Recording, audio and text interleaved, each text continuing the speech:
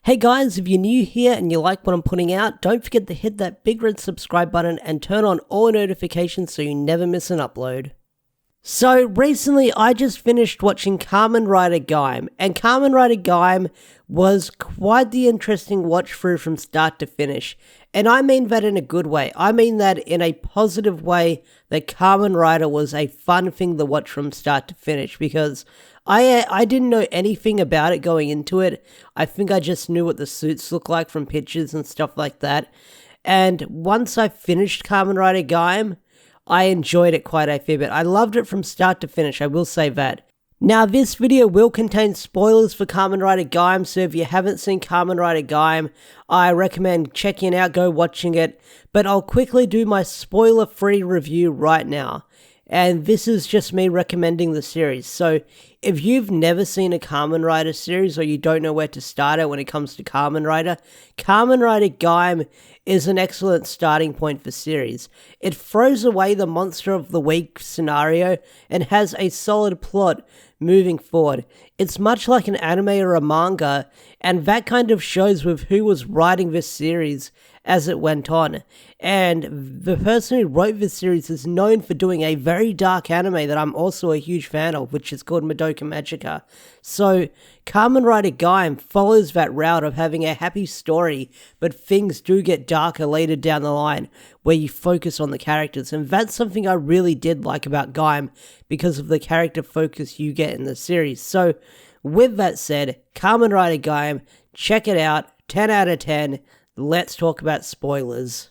Now, I'm not sure if I want to talk about this series saga by saga or arc by arc, but I want to praise the very first arc we get in Kamen Rider Gaim, and that is the Beat Riders saga, because this saga is really good at setting up the characters, setting up the riders, and learning our cast goals and dreams moving forward. You learn what they're about, you know what they're about, and I really do like that. Like, by the second episode, you know what Kaido's about. By the second episode or the first episode, you know what Koda's about.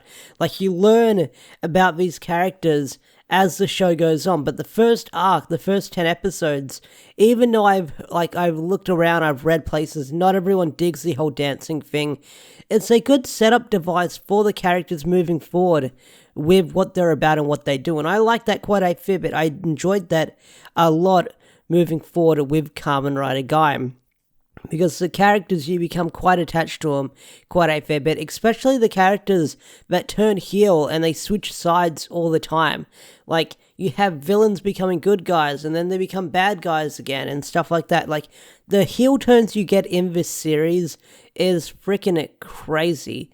But I don't know who I've got as a favorite character. I want to say Kaito, because he's the biggest, like, anime rival you can get in this series. But I do love, like, the character development this character goes through from the start of the series to the end game of the series, with him becoming the final boss of the show. Like, I really did like that resolve where we got the final battle between him and Koda at the end of the series, and it plays the insert song, because that was a crazy fight moving forward. But you understand Kaito's goals, why he wants to basically purge the world, because he wants to meet Mai again, he wants to see her again, saying he'll meet her in the future and stuff like that, which is weird. That thing tripped me out, where you learn that Mai's sort of like in between timelines, but then it makes sense when you go back and watch those episodes that she's trying to send a message and warn them about the path they're going down that will lead to the finale of the show, and they ignore her messages.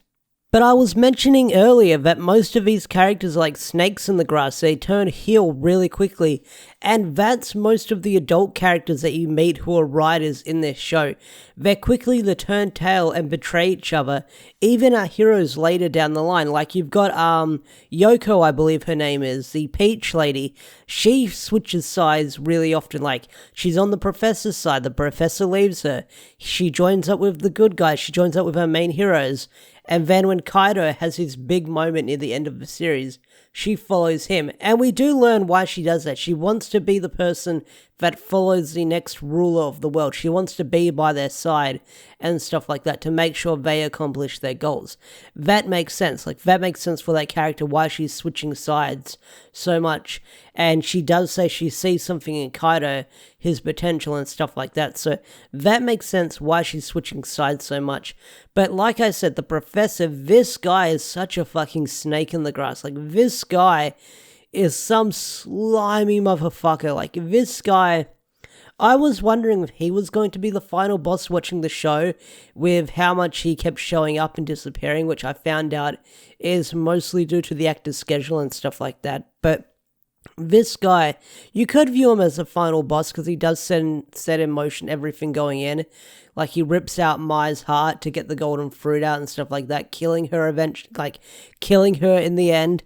But like, I was thinking that this guy might be the final boss, or he might somehow pull through, but that wasn't the case, which I'm glad when this guy dies, he gets his comeuppance.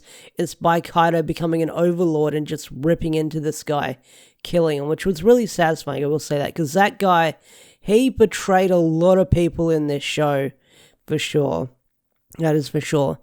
I also want to talk about the DJ guy. I did not see him being this weird god snake eater fucking dude. Like, because he kept showing up. He kept showing up at convenient moments, helping out the heroes, like helping out Koda and stuff like that. And you keep wondering, like, what is this guy's problem? Like, why does he keep showing up? He's got this weird, like, disguise going on. And then you find out eventually, like, yeah, you find out by the end of the series what he is. And it's kind of a head scratcher, but the ending of Kamen Rider Gaim, like the second last episode, not the finale, but the second last episode, when Kota and Kaido fight, Kaido ends up dying, and then Kota becomes like Space Jesus Evangelion. That seemed like a weird ending to me. Like, he becomes like Space Jesus or something like that. He goes off to another planet, and he lives in peace with Mai. I'm glad that he got a good ending, which they probably wanted to do with the staff or the cast and stuff like that with the characters. Not the cast, the characters. But just to have him become the Space Jesus thing seemed a little bit over the top, because I was thinking the ending of Kamen Rider Gaim, he would make the wish with the forbidden fruit and wish for everything to be reset before this even began, and they would probably like repeat history and just don't make the same choices. But no, Kota went off to be Space Jesus on another planet that's thriving with life now. Okay, I'll take that, but it is what it is. But the finale of Kamen Rider Gaim felt a little bit weak, and that is probably because it's not written by the guy who wrote the entire series. Well, he didn't write the entire series, he didn't write the crossover episodes, which I'll get into in a little bit, but the whole, finale where you do the time skip, everything's fine, then Kamen Rider Jam shows up, who was like the movie special character who's somehow alive and shows up, and then they fight that character who's possessing a girl, and then Space Jesus Kota shows up, and you have this one final fight between him and Michi, which Michi I'll get into, because that guy, he flip-flops so much, but it makes sense because he's trying to figure out his path in life, where he thinks that he's doing the right thing, but he's not doing the right thing. He betrays his friends. He thinks everyone hates him. He kills his own brother, which seemed like a bit of an ass pull that his brother was fine at the end of the show, but hey, you gotta give characters a happy ending, and his brother did get a redemption arc right before he was killed off the first time, and then just surviving in the forest like for a couple of episodes, and then he shows up to get killed off, which, yeah, it is what it is. But what was I talking about? The finale, it was okay. I did like the moment with Kaido where he's standing by the tree and you have the kids, and they're sort of repeating from what we learned in the flashback that Mai told him, where the kids are dancing and stuff like that. That was a nice humble moment, but Kaido's dead. He's a ghost now. He went off to the afterlife, which kind of sucks. I like that character. I hope he comes back eventually. I don't know who they're going to bring back for crossover series. If I get around to watching Geo and stuff like that, that'd be a strange explanation moving forward. Maybe I need to watch some of the Gaidens and then come back. We'll see.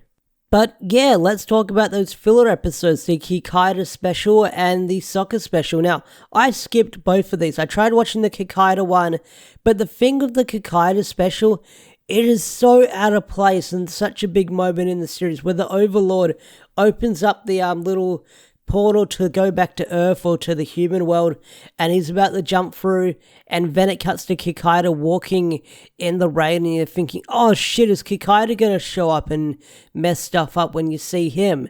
But no, it jumps backwards in time, 2 weeks before all of this went down, and you have the Kikaider promo special going on, and it just kills the momentum with the cliffhanger and stuff like that. Same with the Sokka special. It's why I skipped that episode as well once I found out, oh no, Kaido's gone back in time in another alternate world. Because the Sokka special, yeah, it does have some important stuff moving forward to the finale, but it happens right after Takatora is killed off by Michi, and that just kills the pacing for me. Like, why have these weird in-between episodes? I know they're going to promote the movie or the brand new special or cross-series promotion, but the way these are placed are just in weird time slots when big stuff is going down, big shit is going down, and then you cut to something completely different. It kind of kills the momentum when binging the series, so I skipped those episodes. I didn't watch them. They weren't for me. Now, I'm over 10 minutes into this video, and you guys are probably checking out by now. You probably haven't watched the entire video as of me talking right now, but there's something I should be bringing up, and that is the rider outfits. I love these suits. I freaking love the power-ups we get. I love the add-ons we get. These suits are freaking amazing with their designs and their henshin transformations and stuff like that. I freaking love them. I love them. And these suits just have a lot to go for, especially Koda's outfit. I love Koda's outfit. I love his, I don't know which form it is, but it's the one with the flags and the gun. I freaking love that design. I love his final form. That looks really cool. I love the Overlord design that Kaido got near the end. That demonic design. I freaking loved that design. That was really cool. I think Kaido had a lot of good designs going on, like the whole cape and the spear stuff going on.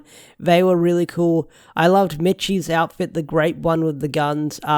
Alfonso and his apprentice Jonichi, their outfits were really cool as well. They were really fun characters as well.